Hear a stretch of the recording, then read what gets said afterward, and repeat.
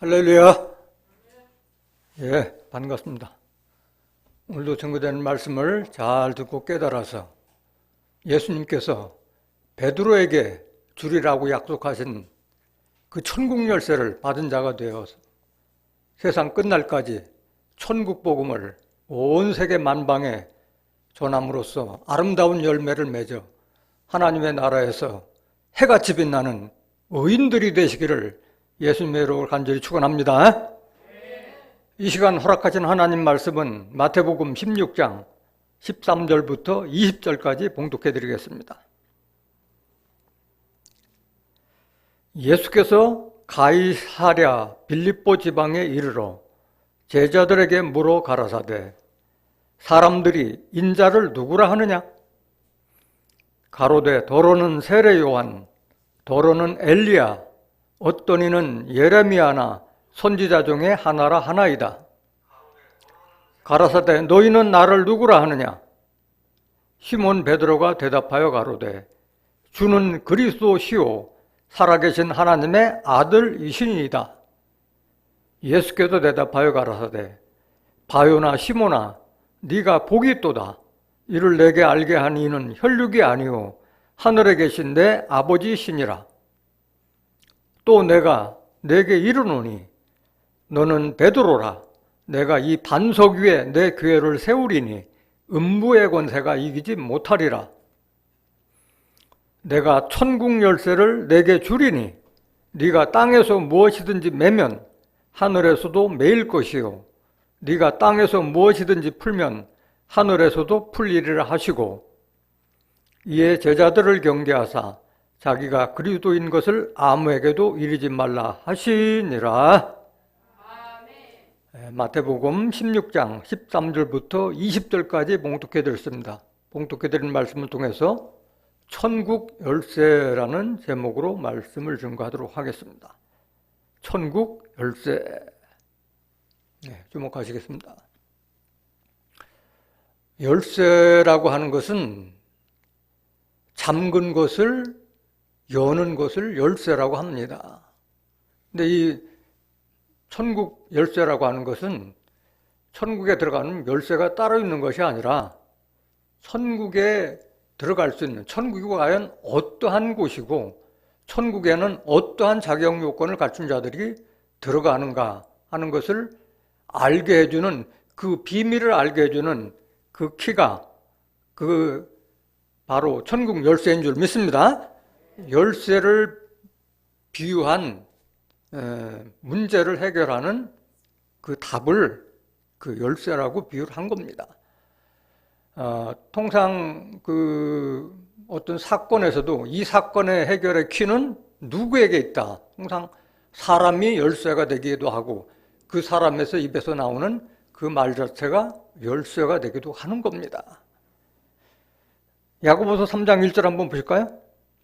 이해를 돕기 위해서 야고보서 3장 1절. 내 형제들아 너희는 선생된 우리가 더 큰 심판을 받을 줄을 알고 선생이 되지 말라. 직급이 높으면 높을수록 그에 대한 책임이 더 크다는 거예요. 그래서 자기의 능력과 자기 분수 아래서 있어야지 너무 지나친 선생이 되려 하다가는 감당을 못해서 더 큰 심판도 있다는 그런 차원에서 말씀하는 겁니다.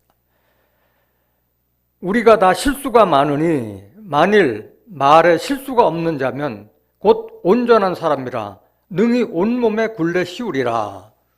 온전한 사람이라고 하는 것은 자기 말에 실수가 없는 자를 가리킨 줄 믿습니다. 그 말은 바로 입과 그 혀를 통해서 하는 거예요. 3절. 우리가 말을 순종케 하려고 그 입에 재갈 먹여 온몸을 억어하며, 우리 큰 말도 그 입에 재갈을 물려놓으면은 그 기수가 그 고삐만 잡고서도 얼마든지 큰 말을 통제할 수 있는 겁니다. 그래서 말을 그 엄청나게 힘도 세고 기운도 세지만은 그 재갈 그거에 따라서 조정을 할 수 있다는 거예요. 재갈 하나를 가지고 말을 좌우로 또는 뭐 전진도 하고 후진도 하고 하는 말을 순종케 할 수 있다는 겁니다. 4절. 또 배를 보라. 그렇게 크고 광풍에 밀려가는 것들을 지극히 작은 키로 사공의 뜻대로 운전하나니 아무리 큰 배라 하더라도 사공이 가지고 있는 그 키 하나를 가지고 배를 움직일 수 있다는 거예요. 작은 열쇠는 이만큼 중요하다는 거예요. 그 키 하나 가지고 큰 배를 움직인다는 거예요. 5절. 이와 같이 혀도 작은 지체로 돼 큰 것을 자랑하도다. 우리 몸에 혀는 지극히 약하고 작은 부분이지만은 큰 것을 자랑하도다. 혀 한마디, 말 한마디 잘못하면은 지옥불에도 들어갈 수 있는 거고, 말 한마디도 천냥빛을 갚고 말 잘해서 천국도 보내줄 수 있는 거예요. 천국 열쇠를 가지면은 다른 사람에게도 천국을 안내해 줄 수 있는 그런 권한을 가진다는 뜻인 줄로 믿습니다. 보라, 어떻게 작은 불이 어떻게 많은 나무를 태우는가. 그 성냥불 하나 가지고서도 엄청난 많음을 잿더미와 다 잿더미 만드는 것이 작은 불씨 하나예요. 혀는 곧 불이요. 그래서 우리 몸의 지체인 혀를 불로 비유한 거예요. 불의의 세계라. 혀는 우리 지체 중에서 온몸을 더럽히고 생의 바퀴를 불사르나니 그 사르는 것이 지옥불에서 나느니라. 이 혀 한마디 잘못 돌리면은 많은 사람을 죽게 하기도 하고 자기도 지옥불에 들어가기도 하고, 혀를 잘 돌리면은 또 사람도 구원해 줄 수 있고 천국에도 들어갈 수 있는 것이 혀의 능력이고 권세요 라는 것을 깨닫길 원합니다. 그래서 우리는 어떠한 혀를 가지길 원해요? 하나님의 말씀을 온전히 전달해 줄 수 있는 학자의 혀가 되기를 원해야 할 줄로 믿습니다. 이사야서 50장 4절 한번 보실까요? 이사야서 50장 4절. 주 여호와께서 학자의 혀를 내게 주사. 학자의 혀를 주는 거는 누구한테 달려있어요? 하나님께 달려있어요. 하나님께서 학자의 혀를 내게 주사 나로 곤핍한 자를 말로 어떻게 도와줄 줄을 알게 하시고, 그 곤핍한 자에게 위로해 주고 도와줄 수 있는 그것도 하나님께서 주신 권세라는 거예요. 그것을 혀가 대신한다는 겁니다. 아침마다 깨우치시되 나의 귀를 깨우치사 학자같이 알아듣게 하시도다. 학자의 혀, 학자의 귀를 가져야 할 줄로 믿습니다. 그래서 이 천국 열쇠를 가지고 있으면은 이 성경 속에 감춰있던 모든 비밀이 다 드러나게끔 되어 있어요. 감추이고 숨긴 것이 다 드러나도록 되어 있습니다. 누가복음 8장 17절. 숨은 것이 장차 드러나지 아니할 것이 없고 감추인 것이 장차 알려지고 나타나지 않을 것이 없느니라. 이것은 예수님께 다 키가 있다고 말씀하셨어요. 천국 열쇠를 예수님께서 가졌기 때문에 예수님께서 다 드러내시면 다 드러나는 겁니다. 본문 말씀 보시겠습니다. 본문 말씀 마태복음 16장 13절. 예수께서 가이사랴 빌립보 지방에 이르러 제자들에게 물어 가라사대 사람들이 인자를 누구라 하느냐.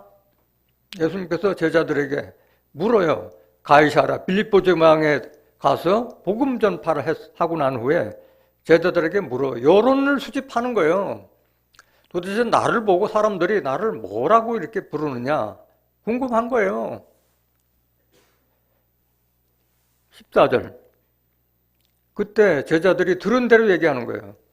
더러는 세례 요한, 더러는 엘리야, 어때는 예레미야나 선지자 중에 하나이다.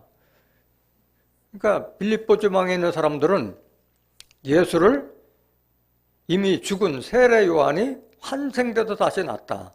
또 엘리야가 다시 나타난 분이다. 또 어떤 이는 예레미야나 선지자 중에 하나이다. 이렇게 말하는 것은 이스라엘 족속들도 사람이 죽으면 다시 환생되는 윤회 사상을 가지고 있었다는 것을 알 수 있는 줄 믿습니다. 15절.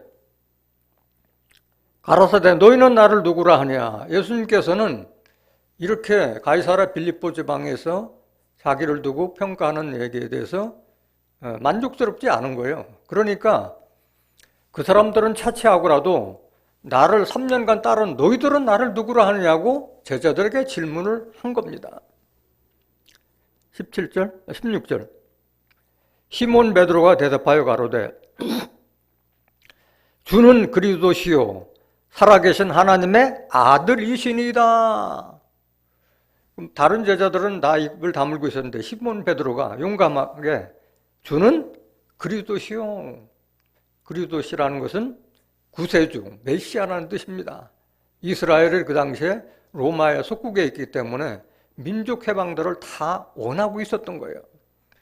메시아 탄생을 원했던 겁니다. 그래서 주는 그리스도시요 살아계신 하나님의 아들이시네이다. 다 이딴만 해도 다 그 율법이 혼재하던 시절이에요. 율법 시대가 아직 끝이 나지 않는 그런 시대였기 때문에 다 종이라고 하는 판인데 베드로는 과감하게 여기서 하나님의 아들이라고 고백을 한 겁니다. 17절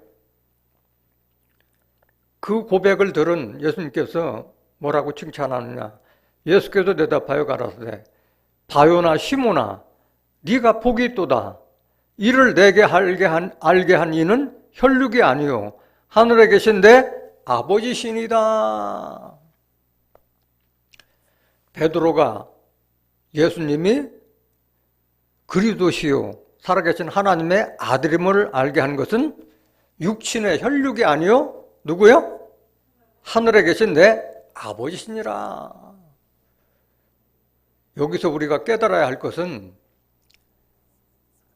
우리가 성경을 통해서 예수님이 그리스도이심을 알고 또 예수님께서 하신 모든 말씀을 알게 해주는 예수님을 하나님의 아들이고 그리스도임을 믿고 따를 수 있는 것은 내가 잘나고 똑똑한 것이 아니라 하나님께서 그렇게 우리를 택하고 불렀기 때문에 우리도 예수를 믿게 된 줄로 믿습니다. 왜냐하면 요한복음 5장 39절에도 너희가 성경에서 영생을 얻기 위하여 이 성경을 상고하거니와 이 성경이 내게 대하여 증거하는 것이라고 했어요. 그래서 우리가 살아계신 예수님을 보거나 만날 수는 없지만은 성경을 통해서 예수님을 알고 믿을 수 있는 줄 믿습니다. 똑같은 성경을 보더라도 말씀을 보지 않는 사람들은 말씀을 보여줘도 믿지 않는 거예요.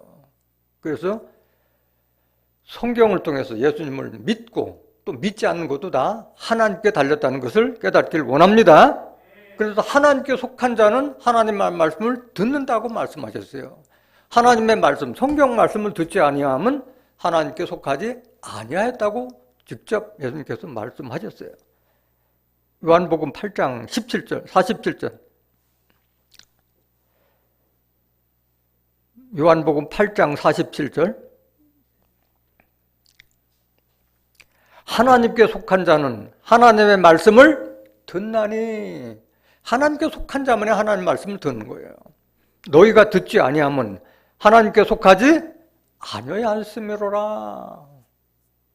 믿는 것도 하나님께서 주신 축복이고 권세요. 믿지 않는 것도 하나님께서 하시는 것이라는 것을 깨닫길 원합니다. 요한일서 4장 6절 한번 더 보실까요? 요한일서 4장 6절. 요한일서 4장 6절. 우리는 하나님께 속하였으니 하나님을 아는 자는 우리의 말을 듣고, 하나님께 속한 자가 하나님의 말을 했을 때 하나님을 아는 자는 우리의 말을 듣고 하나님께 속하지 아니한 자는 우리의 말을 듣지 아니하나니 진리의 영과 미혹의 영을 이로써 아느니라. 속한 자와 속하지 않은 자가 따로 있다는 것을 깨닫길 원합니다. 마태복음 16장 18절 보시겠습니다.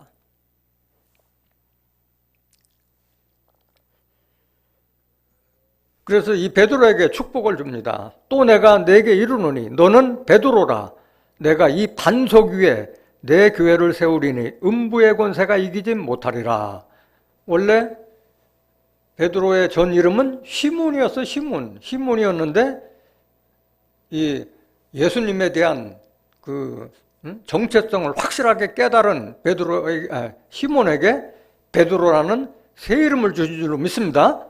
베드로라는 뜻은 반석이라는 뜻이에요. 반석이라는 것은 큰 바위, 넓은 바위를 뜻하는 겁니다. 그 반석 위에 내 교회, 예수의 교회를 세우리니 음부의 권세가 이기지 못하리라 하고 말씀하셨어요. 그래서 교회는 반석 위에 세워야 할 줄로 믿습니다. 반석이라는 것은 깨달음 위에 세우는 거예요. 이 반석은 누구냐? 하나님도 반석이요, 예수 그리스도도 반석이라고 그랬어요. 그 반석된 하나님과 예수를 깨달아서 아는 자가 반석의 그런 권세를 주는 겁니다, 예수님께서. 그래서 교회는 깨달음 위에다 세우는 것이지 건물 선다 해서 그 교회가 되는 것이 아니에요. 깨달음을 받은 베드로 같은 그런 사명자 위에 예수님의 교회가 세워진 줄 믿습니다. 그 교회는 음부의 권세가 이기지 못한다고 말씀하셨어요. 시편 18장 2절 한번 보실까요? 여호와는 나의 반석이시요, 하나님의 반석이에요. 나의 요새시요, 나를 건지시는 자시요, 나의 하나님이시요, 나의 피할 바위시요, 나의 방패시요, 나의 구원의 뿌리시요, 나의 산성이시로다. 하나님도 반석이고 예수 그리스도도 반석이라고 말씀하셨어요. 고린도전서 10장 4절. 고린도전서 10장 4절. 다 같은 신령한 음료를 마셨으니 이는 저희를 따르는 신령한 반석으로부터 마셨음에 그 반석은 곧 그리스도시라. 예수님께서 반석인 줄 믿습니다. 그래서 예수의 교회는 반석 위에 세우라고 그랬어요. 집 짓는 거를 빙자해서 우리가 신앙의 집을 반석 위에다 세우라고 말씀하신 거예요. 마태복음 7장 24절 한번 보실까요? 마태복음 7장 24절. 그러므로 누구든지 나의 이 말을 듣고 행하는 자는 그 집을 반석 위에 지은 지혜로운 사람 같으리니, 여기에 집은 세상에 짓는 그 집을 비유한 신앙의 집을 말씀하신 줄 믿습니다. 우리는 하나님의 집이라고 말씀해요. 고린도전서 3장 9절, 고린도서 3장 16절에 우리는 하나님의 집이요 하나님의 성전인 줄 믿습니다. 그 집은 반석 위에 된다는 거예요. 그러니까 베드로와 같은 하나님과 그리스도를 깨닫는 그 믿음 위에 세워야 할 줄로 믿습니다. 25절. 비가 내리고 창수가 나고 바람이 불어 그 집에 부딪히되 무너지지 아니하나니 이는 주초를 반석 위에 놓은 연고요. 반석 위에 세운 집은 홍수가 나고 창수가 불어도 무너지지 않은 것 같이 우리의 신앙의 집도 이 사람이 핍박하고 저 사람이 꾀고 속일지라도 반석 위에 지은 집은 무너지지 아니할 줄로 믿습니다. 26절. 나의 이 말을 듣고 행치 아니하는 자는 그 집을 모래 위에 지은 어리석은 사람 같으리니 비가 내리고 창수가 나고 바람이 불어 그 집에 부딪힘에 무너져 그 무너짐이 심하니라. 우리의 신앙의 집은 반드시 그리스도 반석 위에 집을 세워야 할 줄로 믿습니다. 19절 보시겠습니다. 마태복음 16장 19절.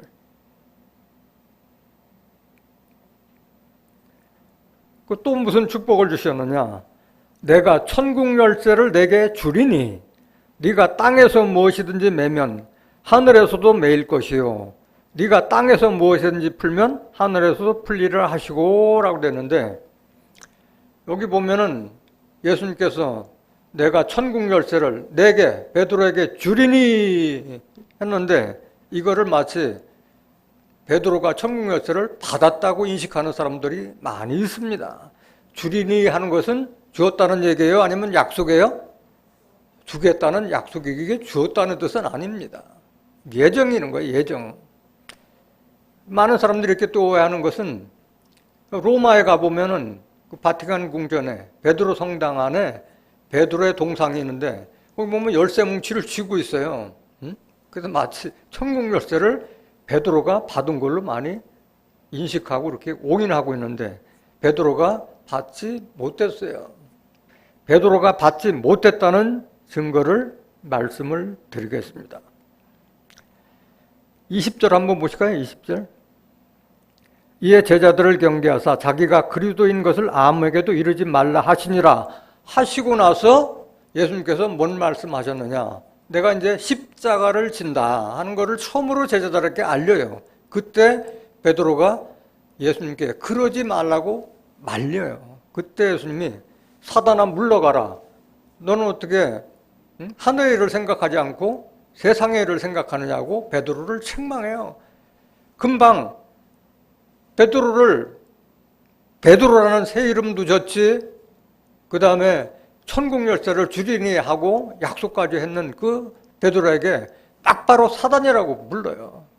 그런 자에게 천국 열쇠를 과연 주겠느냐. 또 예수님께서 내가 십자가를 질 때 너희들은 다 나를 버리고 도망갈 것이다. 그때 베드로는 절대 그런 일이 없겠다. 끝까지 주를 따르겠느냐 했는데 너는 다 굴기 전에 3번 부인하리라 했는데 그대로 베드로가 부인을 했어요. 그런 자에게 천국 열쇠를 과연 주겠느냐. 그 말씀 한번 보시겠습니다. 마태복음 16장 21절 바로 연결되는 거예요. 이때로부터 예수 그리스도께서 자기가 예루살렘에 올라가 장로들과 대제사장들과 서기관들에게 많은 고난을 받고 죽임을 당하고 제3일에 살아나야 할 것을 제자들에게 비로소 가르치시니 처음으로 제자들에게 알린 거예요. 십자가 지는 것을. 22절 베드로가 예수를 붙들고 가나여 가라다. 가난다는 건 뭐야? 말렸다는 거예요. 주여 그리 마옵소서.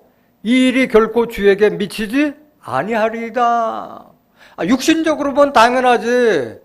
육신적으로 봤을 때는 자기 스승이 죽으러 간다는데 그건 당연한 거지만은 하나님의 뜻은 그것이 아닌 거예요. 그때 책망을 합니다. 예수님께서. 23절 예수께서 돌이키시며 베드로에게 이르시되 사단아 내 뒤로 물러가라. 베드로를 보고 뭐라 그래요? 사단아 내 뒤로 물러가라. 너는 나를 넘어지게 하는 자로다. 내 가는 길을 막는 자라 이거예요. 베드로는 넘어지게 하는 자로다. 네가 하나님의 일을 생각지 아니하고 도리어 사람의 일을 생각하는도다 하시고 24절 이에 예수께서 제자들에게 이르시되 아무든지 나를 따라오거든 자기를 부인하고 자기 십자가를 지고 나를 쫓을 것이니라. 지금 베드로는 자기 십자가를 질 마음이 있었던 거예요? 없었던 거예요? 없었기 때문에 이 말씀하신 거예요. 예수님께서는 이걸 다 벌써 그 심중까지 다 헤아렸기 때문에 나를 따라오려면은 십자가를 지고 나를 쫓을 것이니라고 예수님께서 말씀하신 거예요. 마태복음 26장 31절 한번 보시겠습니다. 마태복음 26장 31절 때에 예수께서 제자들에게 이르시되 오늘 밤에 너희가 다 나를 버리리라. 이때는 언제냐면은 예수님께서 제자들과 최후의 만찬, 최후의 안식일을, 유월절 만찬을 다 마치고 난 후에 하신 말씀이에요. 오늘 밤에 너희가 다 나를 버리리라. 기록된 바 내가 목자를 치리니 양의 떼가 흩어지리라 하였느니라. 그러나 내가 살아난 후에 너희보다 먼저 갈릴리로 가리라. 십자가 질 것을 지금 고백하고 있는 거예요.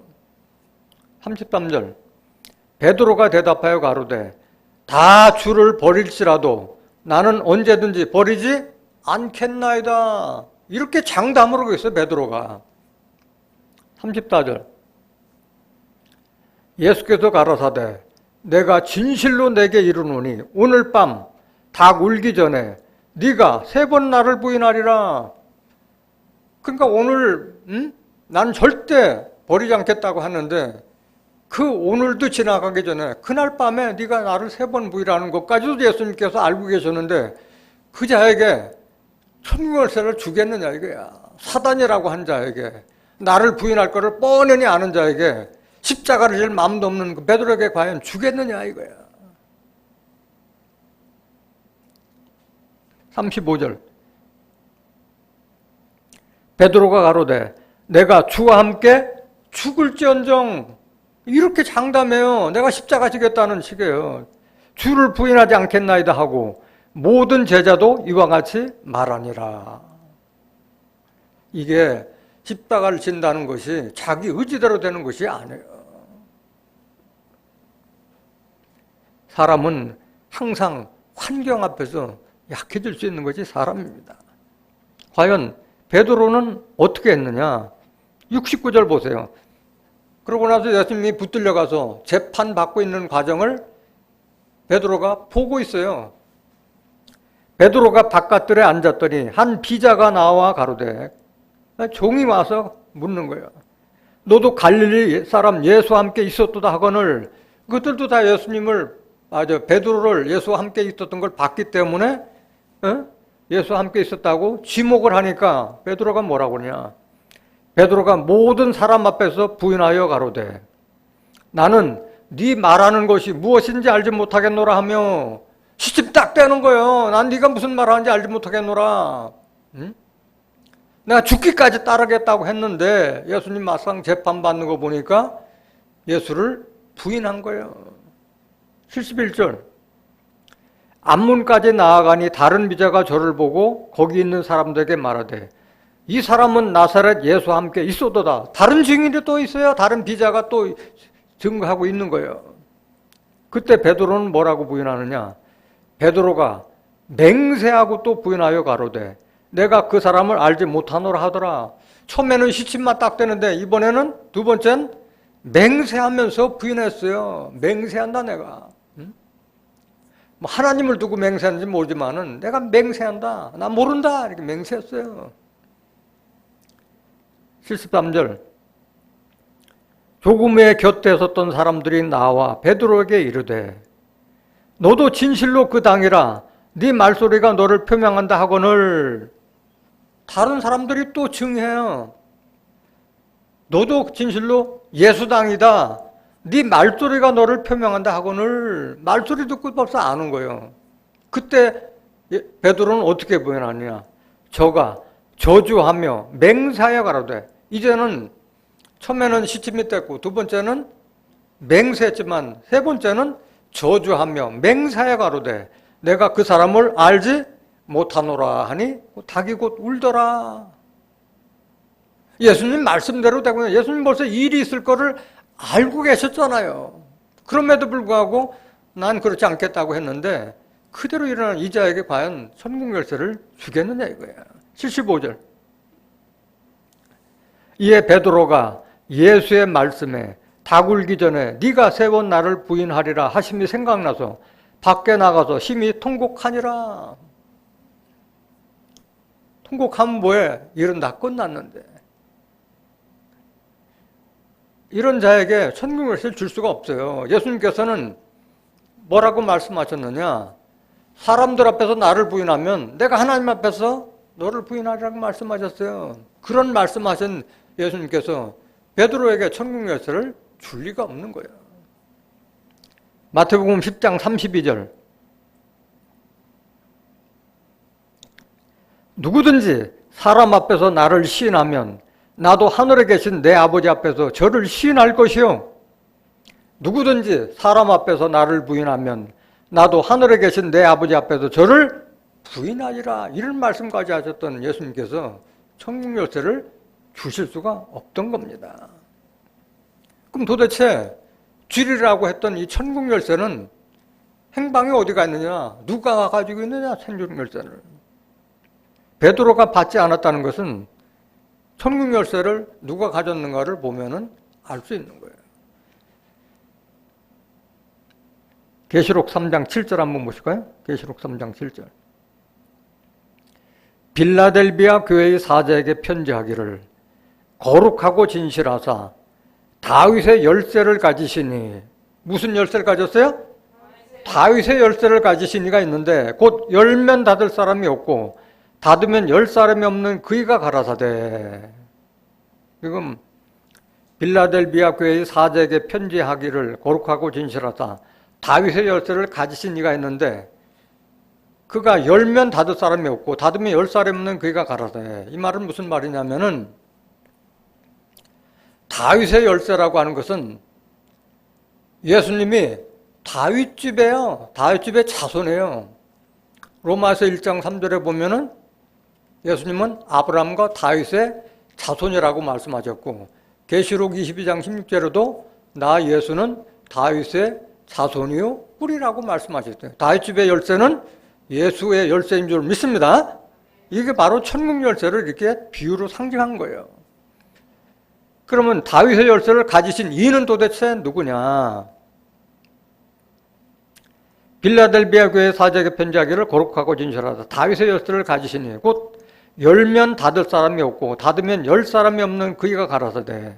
이 다윗의 열쇠를 가진 천국 열쇠를 가지시는 그가 열면 닫을 사람이 없고 닫으면 열 사람이 없다는 것은 뭐냐면은 그 사람이 천국에 대해서 말을 하면 성경을 통해서 하나님의 말씀을 통해서 예수님께서 하신 말씀을 통해서 천국을 증거하고 나면은 아니라고 부인할 사람이 없다는 뜻인 줄로 믿습니다.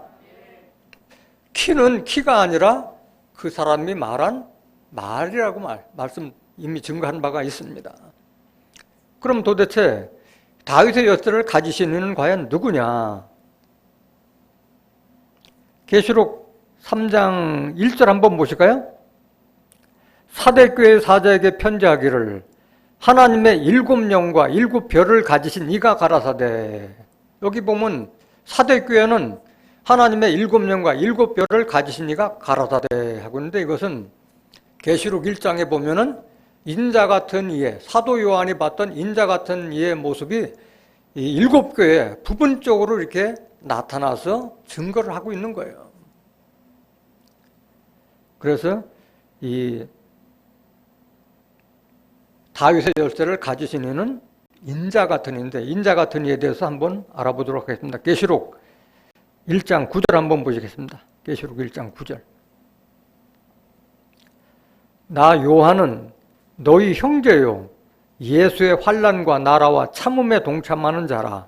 하나님의 말씀과 예수의 증거를 인하여 반모라 하는 섬에 있었더니 주의 날에 내가 성령에 감동하여 내 뒤에서 나는 나팔소리 같은 큰 음성을 들으니 가로되 너 보는 것을 책에 써서 에베소, 서모나, 보가모, 두아디라, 사대, 빌라델비아, 라오디게아 7교회 보내라 하시기로 그 음성을 들었어요. 사도 요한이.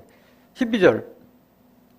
몸을 돌이켜 나더러 말한 음성을 알아보려고 하여 돌이킬 때 7 금초대를 보았는데 금초대 사이에 인자 같은 이가 누가? 인자 같은 이가 발에 끌리는 옷을 입고 가슴에 금띠를 두고 여기 인자 같은 이가 출현하는데 예수님은 당신을 가리켜 인자라고 말씀하셨어요. 요한복음 3장 13절에 하늘에서 내려온 자 인자 외에는 하늘에 올라간 자가 없느니라. 예수님은 인자라고 말씀하셨고 요한복음 6장 27절에도 너희는 썩는 양식을 위하여 일하지 말고 영생하도록 있는 양식을 위하여 하라. 이 양식은 인자가 너에게 주리니 인자는 아버지 하나님의 인치신 자니라. 하나님으로부터 인정받은 자라. 예수님 스스로를 인자라고 신약성경에 무려 약 한 80회 정도를 인자라고 말씀하셨어요. 그런데 여기에 나오는 계시록 1장에 나오는 1장 13절 한번 봅시까요? 촛대 사이에 인자 같은 이가 라는 것은 예수 같은 이에요. 예수예요? 예수가 아니에요? 예수가 아니에요. 예수만이 닮았다는 것, 같다는 것은 뭐 사명이 같다든가 모양이 같다든가 같다는 그런 뜻이지 인자는 아닌 줄 믿습니다. 발에 끌리는 옷을 입고 가슴에 금띠를 띠고 발에 끌리는 옷을 입었다는 것은 하나님의 말씀으로 전신갑주하겠다는 그런 뜻이고 가슴에 금띠를 떴다는 것은 왕권의 권세를 가졌다는 뜻입니다. 14절.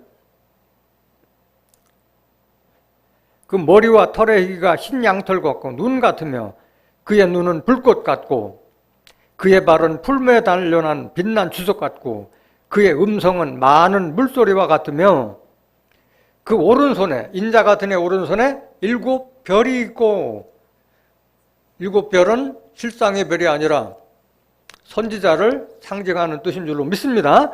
7별이 있고 그 입에서 좌우에 날선검이 나오고 입에서 날선검이 나온다는 것은 검은 히브리서 4장 12절에 하나님의 말씀을 비유한 줄로 믿습니다. 그 얼굴은 해가 힘있게 비추는 것 같더라. 내가 볼 때 그 발 앞에 엎드려져 죽은 자같이 되매 그가 오른손을 내게 얹고 가라사대 두려워 말라 나는 처음이요 나중이니 곧 산자라 내가 전에 죽었었노라 볼지어다 이제 세세토록 살아있어 사망과 음부의 열쇠를 가졌노니 인자 같은 이의 모습을 쭉 살펴보니까 엄청난 그런 권세를 가졌는데 내가 전에 죽었었노라 내가 산자라. 그렇기 때문에 이건 뭘 말하느냐면은 육신의 모습은 예수가 아닌데 영은 예수의 모습인 거예요. 예수의 모습. 예수님께서 부활하실 때 제자들이 알아보지 못했던 신령태로 나타나서 알아보지 못했던 것과 마찬가지로 인자 같은 이도 영은 예수님의 영인데 얼굴 모습이나 육체의 모습은 아니라는 것을 알 수 있는 줄 믿습니다. 그런데 이 인자 같은 이는 다윗집의 열쇠, 천국 열쇠뿐만 아니라 무슨 열쇠를 가졌어요?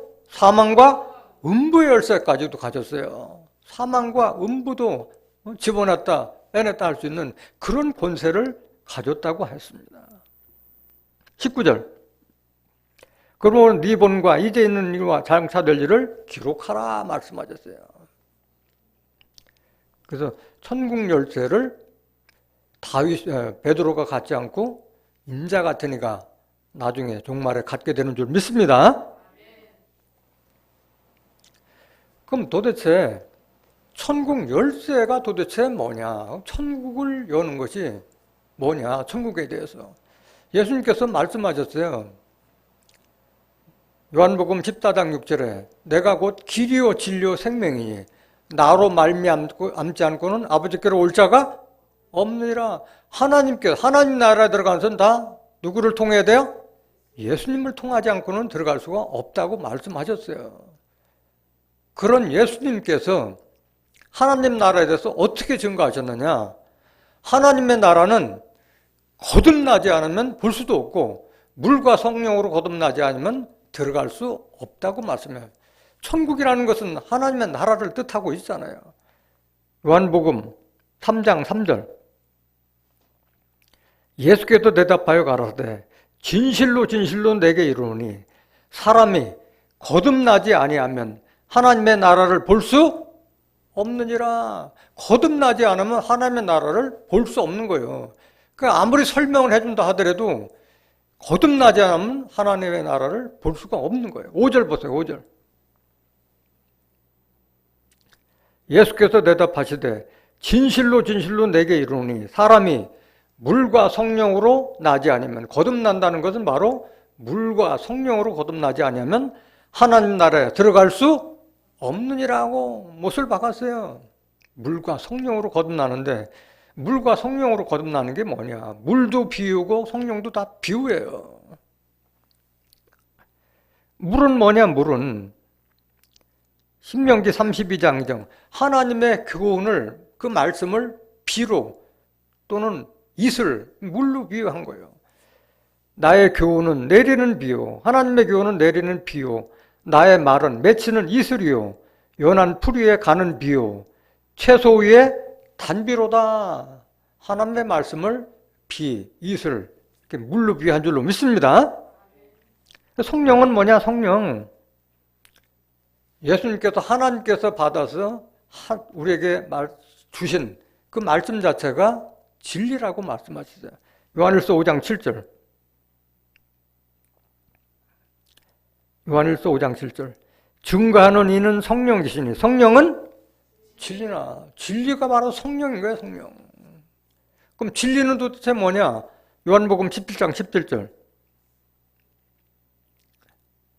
저희를 진리로 거룩하게 하옵소서. 아버지의 말씀은 진리이다. 그러니까 성령은 진리고 진리는 하나님께서 주신 말씀인 줄로 믿습니다. 말씀이에요.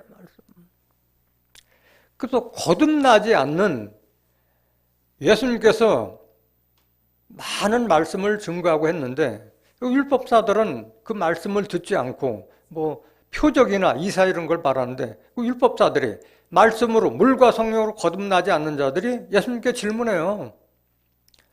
하나님의 나라는 언제 임하나이까 물었을 때 예수님께서 뭐라고 그래요? 하나님의 나라는 볼 수 있게 임하는 것이 아니오. 여기 있다 저기 있다도 못하느니 하나님의 나라는 네 안에 있느니라 말씀하잖아요.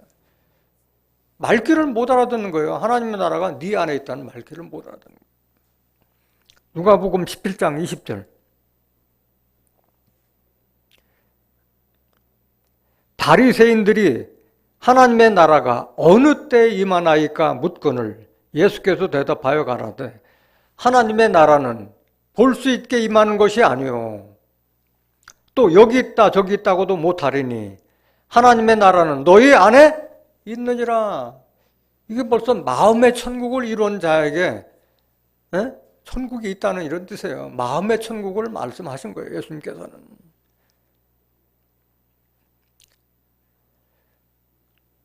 여기 있다 저기도 못한다는 것은 어떤 일정한 장소를 가리키는 거 아니고 마음의 천국부터 먼저 이루라는 그런 뜻을 말씀하신 거예요. 이거에 대해서 사도 바울이 마음의 천국에 대해서 정확하게 증거를 하고 있어요.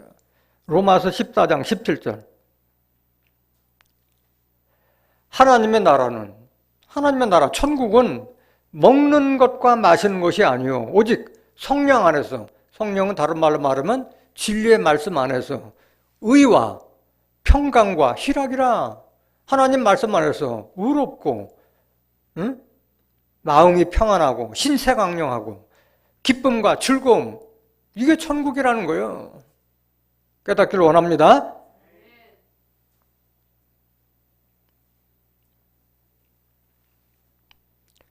그래서 물과 성령으로 거듭나지 않는 자들은 천국에 대해서 많은 부분을 오해하고 있어요. 많은 부분을 오해하고 있어요. 어떤 걸 오해하고 있느냐?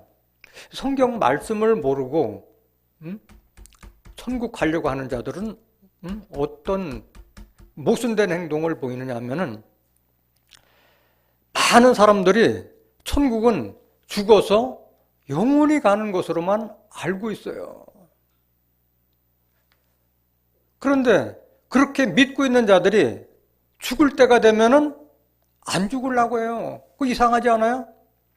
천국은 다 좋은 곳으로 알고 있는데 천국 갈 때가 되면은 안 가려고 한다고.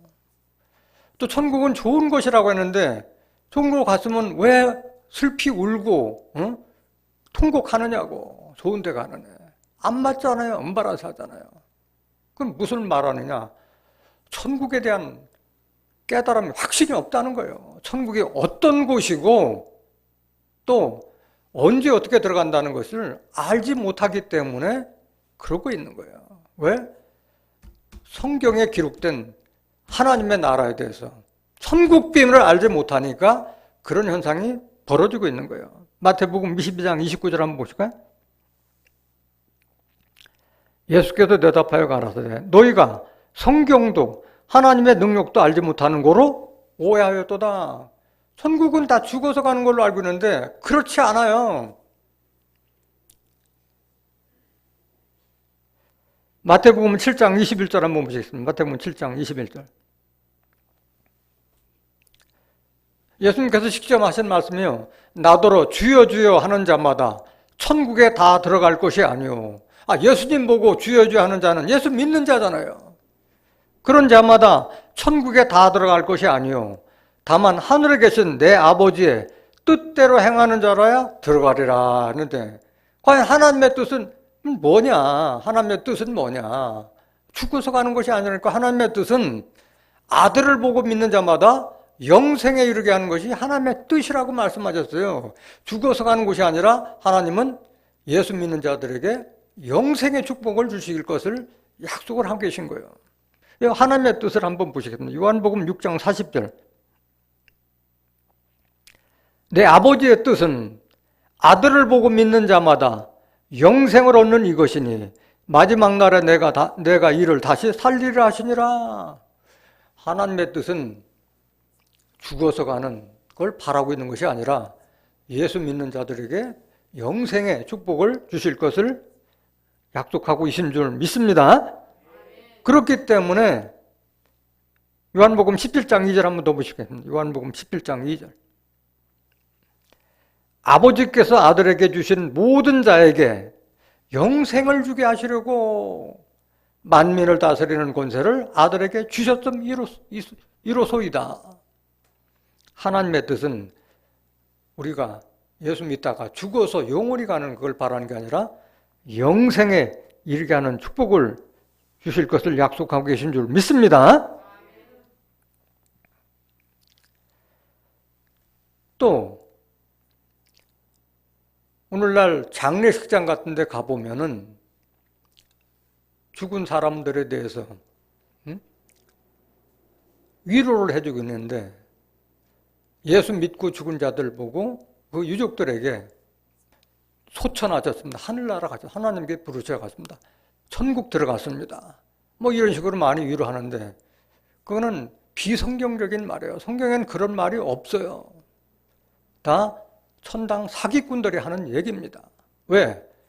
과연 예수 믿다가 죽은 자들이 그 영혼들이 어디 있느냐? 성경에서 그걸 확인해 보면은 그런 말 할 수가 없는데 성경을 모르기 때문에 그런 말로 미혹하고 또 그런 말에 위로를 삼고 있는 것이 오늘날 많은 사람들, 예수 믿는 사람들의 현실인 겁니다. 과연 예수 믿고 죽은 영혼들이 지금 어디 있느냐? 성경을 통해서 한번 확인해 보겠습니다. 가장 먼저 예수 믿다가 죽은 자들 중에 구원을 가장 먼저 받아야 될 자들은 누가 뭐래도 순교자가 우선권이 있을 겁니다. 순교자의 영혼들과 그 다음에 믿고 죽은 자들과 불신자들의 영혼이 과연 어디에 있느냐? 한번 성경으로 확인해 보도록 하겠습니다. 계시록 6장 9절 한번 보시겠습니다. 계시록 6장 9절.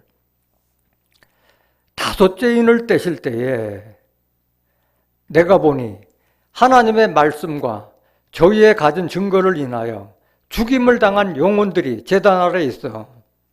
여기 보면은 다섯째 인을 떼실 때라고 그러는데 계시록에는 7인의 심판, 7나팔 심판, 7대접의 심판이 있는데 다섯째 인을 떼실 때 하나님의 말씀과 저희의 가진 증거를 인하여 죽임을 당한, 자기 스스로가 죽은 게 아니라 타인에 의해서 죽임을 당한 영혼들이, 이게 순교자인 영혼인 줄 믿습니다.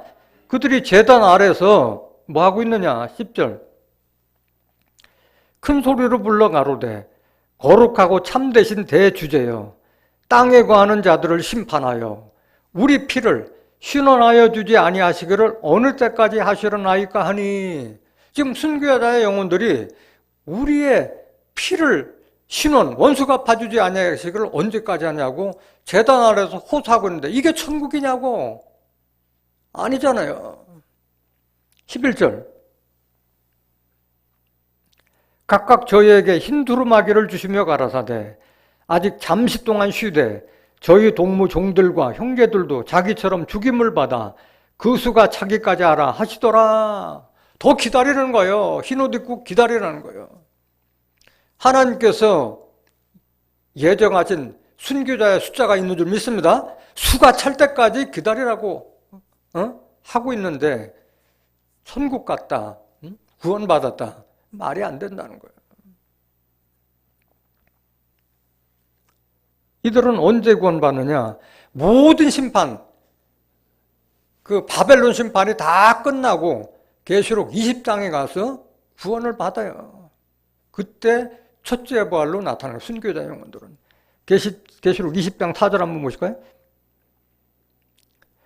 내가 보자들을 보니 거기 앉은 자들이 있어 심판하는 권세를 받았더라. 또 내가 보니 예수의 증거와 하나님의 말씀을 인하여 목뱀을 받은 자의 영혼들과, 이 순교자의 영혼들과 또 짐승과 그의 우상에게 경배하지도 아니하고 이마와 손에 그의 표를 받지도 아니한 자들이 살아서 그리스도로 더불어 천년 동안 왕노릇하니 이때서야 이게 부활을 이루는 거예요. 5절 볼까요? 5절. 그 나머지 죽은 자들은 그 천년이 자기까지 살지 못하더라. 이는 첫째 부활이라. 첫째 부활은 지난번에도 설명드렸지만은 순교자의 영혼들과 보좌에 앉은 자들과 짐승과 우상에게 경배하거나 손과 이마에 표를 받지 않는 자들이 같이 들어가는 거예요. 이걸 가리켜 첫째 부활이라고 했습니다.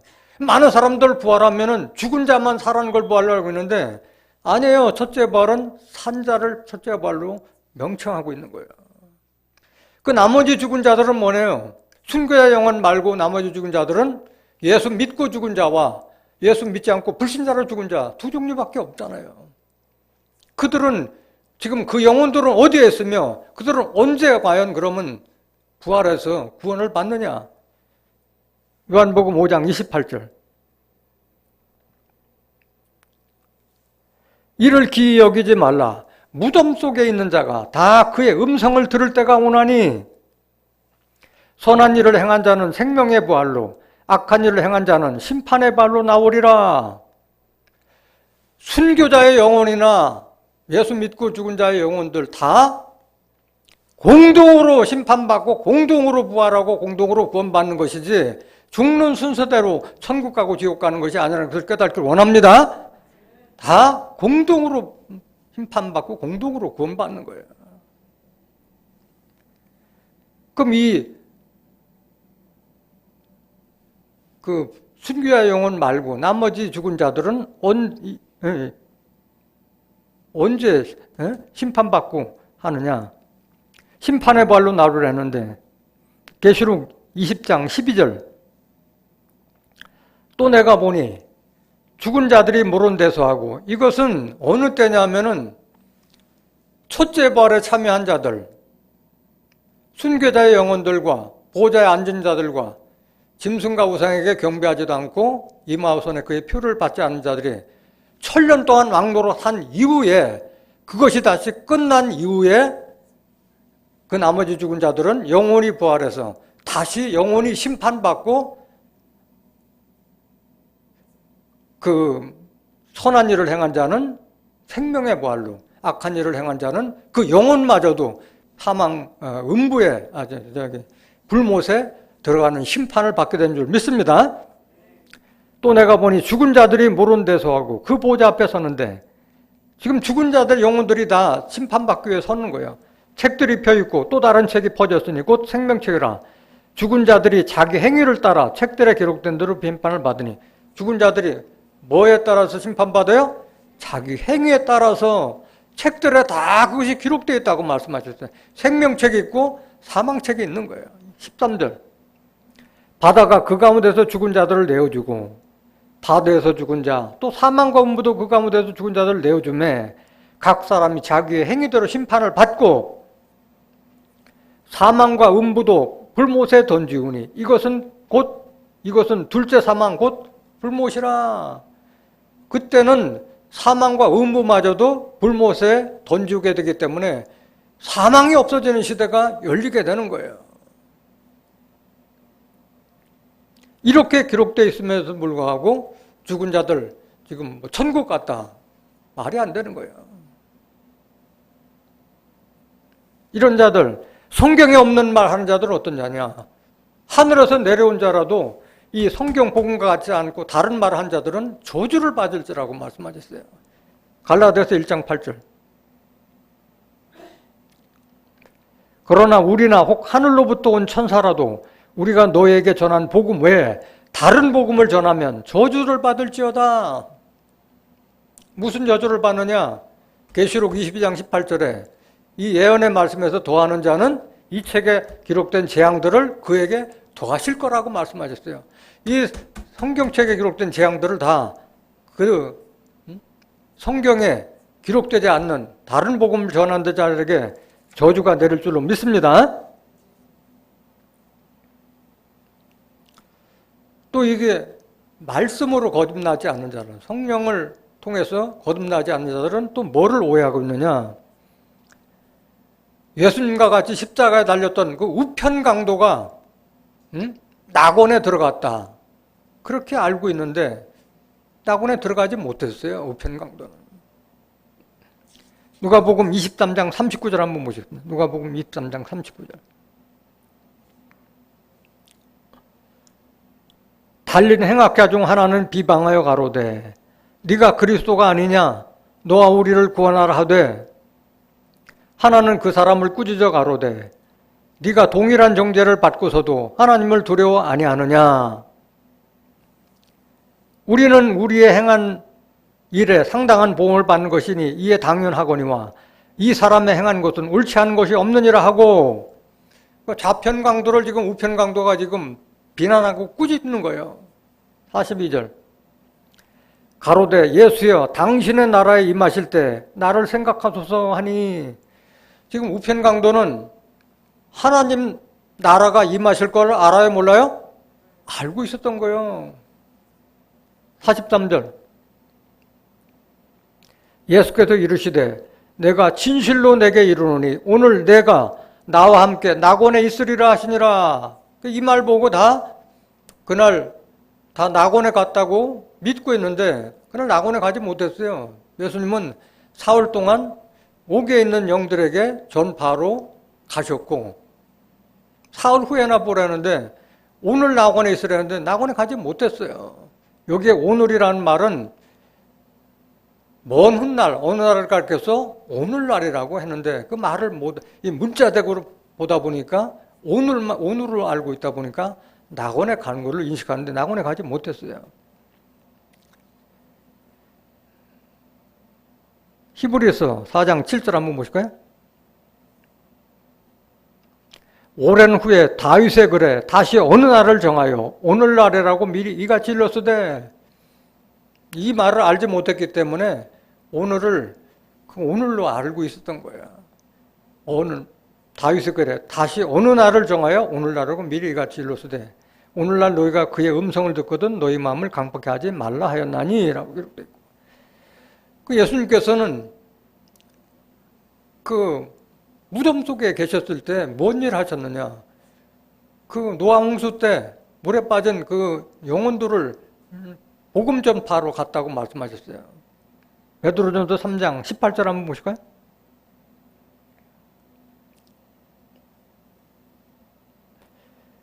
그리스도께서도 한 번 죄를 위하여 죽으사 의인으로서 불의한 자를 대신하셨으니 이는 우리를 하나님 앞으로 인도하려 하심이라. 육체로는 죽임을 당하시고 영으로는 살리심을 받으셨으니 19절. 저가 또한 영으로 옥에 있는 영들에게 전파하시니라. 그런데 뭐 오늘날 낙원에 갔다고 해요. 20절. 그 옥에 있는 영들이 누구냐? 그들은 그 옥에 있는 영들은 전에 노아의 날 방주 예비할 동안 하나님이 오래 참고 기다리실 때 순종치 아니하던 자들이라. 이들에게 복음을 전파로 갔어요. 영으로 전파로 간 거예요. 죽은 자들에게도 이렇게 복음이 전파된다는 것을 깨닫기를 원합니다. 그래서 우편 강도는 낙원에 가지 못했다. 또 뭘 또 왜 하느냐? 많은 사람들이 낙원에 갔다가 다시 천국 간다고 이렇게 오해하고 있어요. 그 낙원이 천국이라는 것을 몰라. 딴 별도의 세계인 줄 알고 있는 사람들이 많이 있어요. 같은 거예요. 계시록 2장 7절 한번 보실까요? 계시록 2장 7절. 귀 있는 자는 성령이 교회들에게 하시는 말씀을 들을지어다.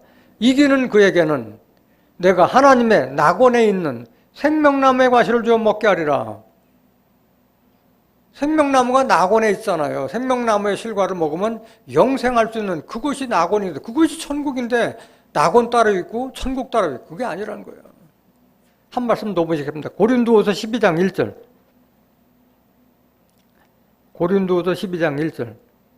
무익하나마 내가 부득불 자랑하노니 뒤에 환상과 계시를 말하라. 지금 이거 사도 바울이 지금 기록해 놓은 거예요.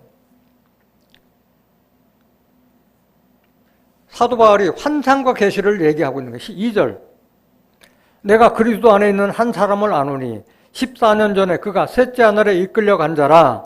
그가 몸 안에 있었는지 몸 밖에 있었는지 나는 모르거니와 하나님은 아시느니라. 내가 이런 사람을 아노니 그가 몸 안에 있었는지 몸 밖에 있었는지 나는 모르거니와 하나님은 아시느니라. 그가 낙원으로 이끌려가서 말할 수 없는 말을 들었으니 사람이 가히 이르지 못할 말이로다. 그러니까 셋째 하늘에 이끌려갔다고 그러는데 여기에는 낙원이라는 거예요. 셋째 하늘이 낙원이라는 뜻인 줄 믿습니다. 또 많은 사람들이 천국을 오해하고 있는 것이 하나님 나라는 저 하늘나라, 공중에 하나님께서 어떤 별천지를 만들어 놓은 걸로 인식하는 사람들이 의외로 많이 있어요. 그거 아니에요. 내가 천국 열쇠를 내게 주르니 네가 땅에서 매면 하늘에서 매일 것이요 땅에서 풀면 하늘에서 풀리라. 이 말은 뭐예요? 땅에서 이루어진다는 거예요? 하늘에서 이루어진다는 거예요? 땅에서 이루어진다는 거예요. 땅에서 역사하는 거예요.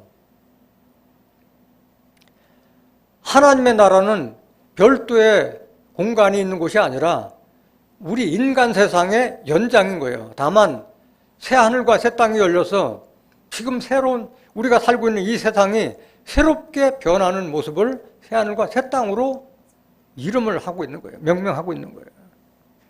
베드로후서 3장 8절 한번 보시겠습니다. 베드로후서 3장 8절. 베드로후서 3장 8절. 사랑하는 자들아, 죽게는 하루가 천년 같고 천년이 하루 같은 이 한 가지를 잊지 말라. 하늘 세계는 이렇다는 거예요. 우리 인간의 날짜하고 달라요. 하루가 천년 같고 천년이 하루 같다고 그랬어요. 하늘 세계는. 9절. 주의 약속은 어떤 이에 더디다고 생각하는 것까지 더딘 것이 아니라 오직 너희를 대하여 오래 참으사 아무도 멸망치 않고 다 회개하기에 이르기를 원하시느니라. 다 구원받기를 원하고 계시는 거예요. 하나님은. 10절. 그러나 주의 날이 도적같이 오리니 그날에는 하늘이 큰 소리로 떠나가고 체질이 뜨거운 불에 풀어지고 땅과 그 중에 있는 모든 일이 드러나리로다.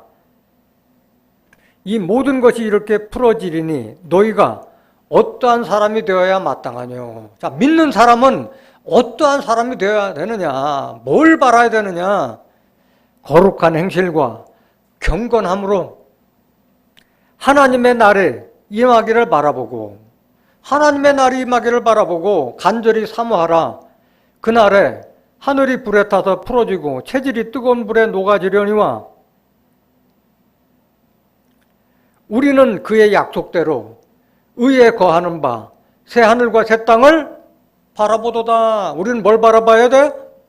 새 하늘과 새 땅. 하나님께서 약속하신 새 하늘과 새 땅을 바라봐야 할 줄은 믿습니다. 그 새 하늘과 새 땅을 바라보는 자들은 어떤 자들이냐? 14절. 그러므로 사랑하는 자들아, 너희가 이것을 바라보네. 새 하늘과 새 땅을 바라보나니 주 앞에서 점도 없고 흠도 없이 평강 가운데서 나타나기를 힘쓰라. 영과 혼이 깨끗한 모습으로 기다려야 할 줄로 믿습니다. 과연 이 새 하늘과 새 땅이 뭐냐? 이걸 사모하라고 말씀하셨는데 새 하늘과 새 땅이 두 번 열려요. 처음에 열리는 새 하늘과 새 땅은 죽음이 있는 새 하늘과 새 땅이에요. 인간 세상의 연장이지만 죽음이 있고 두 번째 열리는 새 하늘과 새 땅은 죽음마저도 없는 영생의 무궁한 세계가 열리게 되는 겁니다. 이사야서 65장 17절. 보라, 내가 새하늘과 새 땅을 창조하나니 이전 것은 기억되거나 마음에 생각나지 아니할 것이라. 너희는 나의 창조하는 것을 인하여 영원히 기뻐하며 즐거워할지라. 보라, 내가 예루살렘으로 즐거움을 창조하며 그 백성으로 기쁨을 삼고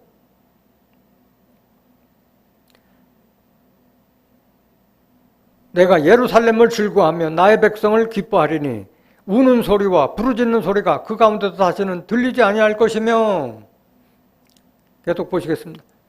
거기는 날수가 많지 못하여 죽는 유아와 수완이 차지 못한 노인이 다시는 없을 것이라. 곧 100세에 죽는 자가 아이겠고 100세에 못되어 죽는 자는 저주받은 것이리라. 100세에 죽는 자는 아이라고 말씀해요. 장수한다는 거예요. 장수. 100세가 되면 아이라고 하는 거예요. 아이. 지금 현재 우리는 지금 이제 100세 시대에 접어들었는데 50년 전에는 100세 꿈도 못 꿨어요. 그런데 새하늘과 새 땅이 열릴 때는 백세 죽는 자가 아이라고 그랬어요. 아이. 21절. 그들이 가옥을 건축하고 그것에 거하겠고 포도원을 재배하고 열매를 먹을 거예요. 이건 우리 세상 사람들과 같이 똑같이 농사 짓고 산다는 거예요. 인간 세상의 연장이라는 것을 깨달을 수 있는 줄 믿습니다. 그들의 건축한 데 타인이 거하지 아니할 것이며 그들의 재배한 것을 타인이 먹지 아니래. 뭐 도적이나 강도가 없는 거지. 이는 내 백성의 수완이 나무의 수완과 같겠고 나의 택한 자가 그 손으로 일하는 것을 길이 누릴 것이며 사람의 수완이 나무의 수완과 같다는 거예요. 천년 가까이 산다는 거예요. 23절. 그들의 수고가 헛되지 않겠고 그들의 생사하는 것이 재난에 걸리지 아니하리니 그들은 여호와의 복된 자의 자손이요 그 소생도 그들과 함께 될 것입니다. 그 소생도 그들과 함께 한다는 것은 아들 낳고 딸 낳고 생육하고 번성한다는 거예요. 24절. 그들이 부르기 전에 내가 응답하겠고 그들이 말을 마치기 전에 내가 들을 것이며 말이 끝나기 전에 응답된다. 이게 소원 성취 아니겠어요? 이거보다 더 좋은 세상이 어디 있어요? 25절. 이리와 어린 양이 함께 먹을 것이며 사자가 소처럼 짚을 먹을 거며 뱀은 흙으로 식물을 삼을 것이니 나의 성산에서는 해암도 없겠고 상암도 없으리라. 여호와의 말이니라. 다 그 짐승들도 식성이 변해가지고 다 해암도 상암도 없는 이런 시대가 열릴 것을 하나님께서 약속하신 줄 믿습니다. 이게 처음으로 열리는 새하늘과 새 땅이에요. 그런데 죽음이 있는, 장수하지만 죽음이 있는 새하늘과 새 땅이고 두 번째 열리는 새하늘과 새 땅은 사망마저도 없는, 사망과 음부도 불못에 던지기 때문에 사망이 없는 새하늘과 새 땅이 열리는 거예요. 계시록 21장 1절. 또 내가 새하늘과 새 땅을 보니 처음 하늘과 처음 땅이 없어졌고 바다도 다시 있지 않더라. 또 내가 보매 거룩한 성 새 예루살렘이 하나님께로부터 하늘에서 내려오니 그 예비한 것이 신부가 남편을 위하여 단장한 것 같더라. 내가 들으니 보좌에서 큰 음성이 나서 가로되 보라 하나님의 장막이 사람들과 함께 있으며 이때는 하나님의 장막이 사람들과 함께 거하는 줄 믿습니다. 이게 하나님과 같이 계시니까 하나님 나라는 거예요. 이게 하나님이 저희와 함께 거하시리니 저희는 하나님의 백성이 되고 하나님은 친히 저희와 함께 계셔서 모든 눈물을 그 눈에서 씻기심에 다시 사망이 없고 사망이 없는 거예요. 애통하는 것이나 곡하는 것이나 아픈 것이 다 있지 아니하리니 처음 것들이 다 지나갔음 이러라. 이러한 축복을 받게 되는 줄 믿습니다. 그러면 이 천국에는 과연 누가 들어가느냐? 하나님의 아들들, 의인들이 들어가고 열매 맺는 백성이 들어가리라고 말씀하셨어요. 마태복음 13장 37절 한번 보실까요? 대답하여 가라사대 좋은 씨를 뿌리는 인자여 받던 세상이요 좋은 씨는 천국의 아들들이요 가라지는 39절 가라지를 심은 원수는 마귀요 추수 때는 세상 끝이요 추수꾼은 천사들이니 그런즉 가라지를 거두어 불에 사르는 것 같이 세상 끝에도 그러하리라. 가라지 심판 다 끝나고 41절 인자가 그 천사들을 보내리니 저희가 그 나라에서 모든 넘어지게 하는 것과 또 불법을 행하는 자들을 거두어 내어 풀무불에 던져 넣으리니 거기서 울며 이를 갈미 있으리라.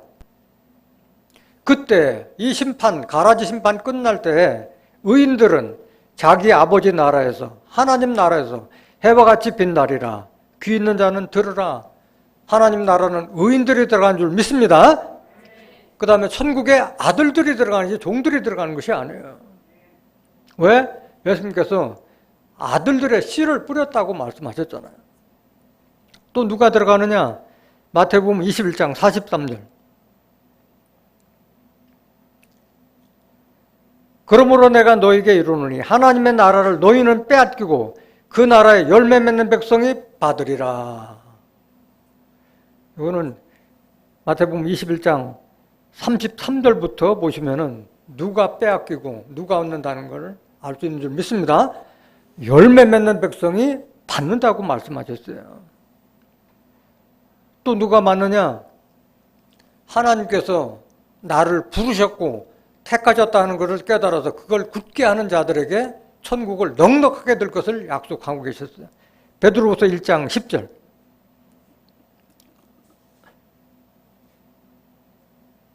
그러므로 형제들아 더욱 힘써 너희 부르심과 택하심을 굳게 하라. 하나님께서 허락되시 않으면 예수님께로 나올 수 없다고 말씀하셨어요. 너희가 이것을 행한 즉 언제든지 실족지 아니하리라. 11절. 이같이 한다는 것은 베드로후서 1장 4절부터 5절에 기록된 신의 성품으로 거듭난 것을 말하고 있는 거예요. 이같이 하면 우리 주 구주 예수 그리스도의 영원한 나라에 들어감을 넉넉히 너에게 주시리라. 신의 성품으로 거듭나고 하나님께서 나를 택하고 부르셨다는 그것을 굳게 잡고 이기는 자 되시길 원합니다. 마지막 말씀 한번 보겠습니다. 이 천국 복음은 모든 민족, 온 세상에 다 전파돼야 그때야 끝이 된다고 말씀하셨어요. 마태복음 24장 14절.